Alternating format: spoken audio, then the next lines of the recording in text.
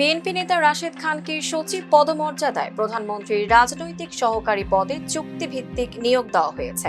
রোববার জনপ্রশাসন মন্ত্রণালয়ের জারি করা এক প্রজ্ঞাপনে এই তথ্য জানানো হয়। এতে বলা হয়, অন্য সব পেশাগত সম্পর্ক পরিত্যাগের শর্তে যোগদানের তারিখ থেকে প্রধানমন্ত্রীর মেয়াদকাল বা তার সন্তুষ্টি সাপেক্ষে রাশেদ খান এই দায়িত্ব পালন করবেন।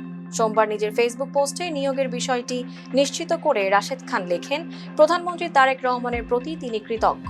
অর্পিত দায়িত্ব সততা ও আস্থার সঙ্গে পালন করতে সবার দোয়া ও সহযোগিতা কামনা করেন তিনি। জনস্বার্থে এই নিয়োগ দেওয়া হয়েছে বলেও প্রজ্ঞাপনে উল্লেখ করা হয়েছে। Tanjiba Nowrin, face the people.